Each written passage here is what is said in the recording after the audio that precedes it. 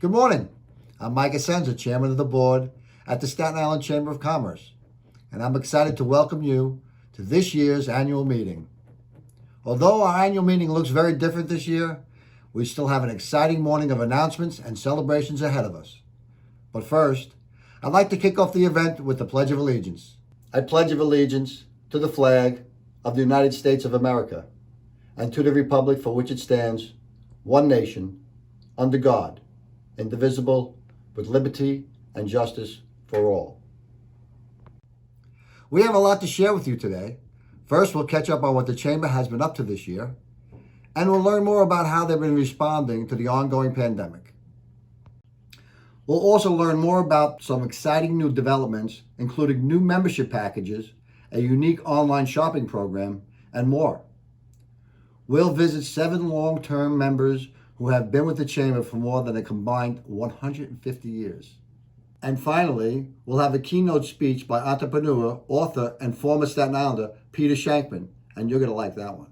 We hope that you're enjoying our new digital event platform. Feel free to stick around after the event to meet and network with your fellow attendees.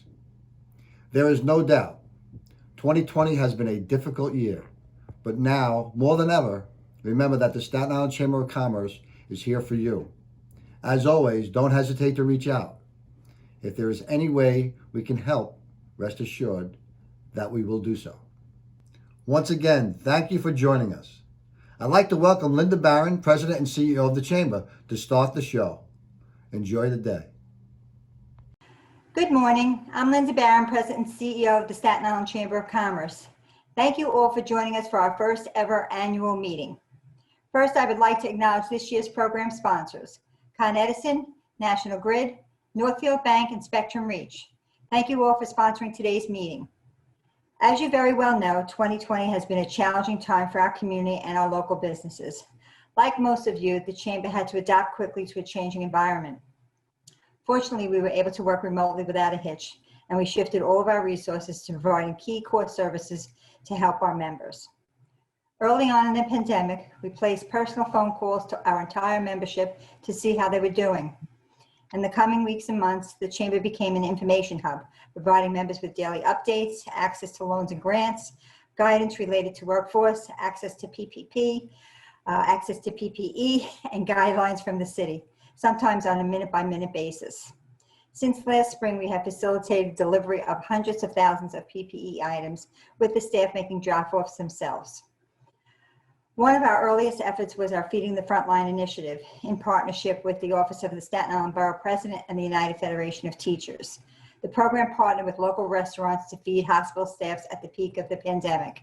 We garnered more than $60,000 in donations, which we're very proud of, 100% of which went to local restaurants, and we were able to show our appreciation to hospital workers during a very difficult time.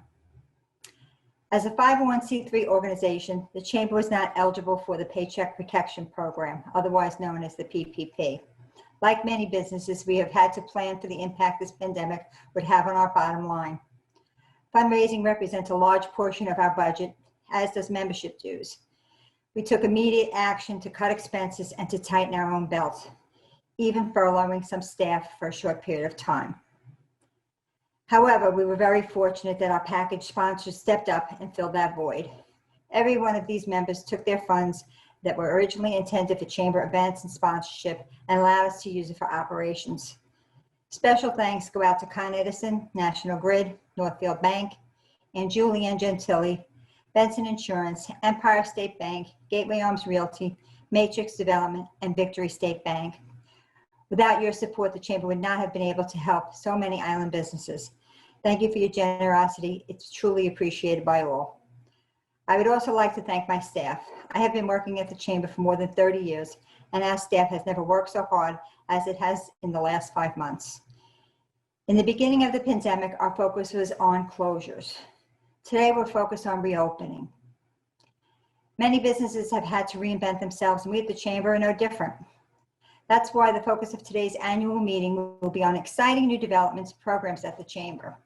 Moving ahead, we're focused on being more flexible, being thought leaders in our community, embracing new technologies and innovation, and last but not least, fostering a diverse and inclusive membership.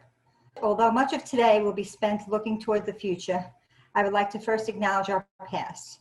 This year, the Chamber turned 125 years old. While 2020 didn't turn out the way we had planned, we'll have more on our milestone celebration in 2021. As we do every year, we would like to kick off our event by celebrating our long-term members. These 7 businesses have reached their 25 or 50-year milestone in the Chamber. To celebrate, we've put together a special video to highlight them. We hope you enjoy.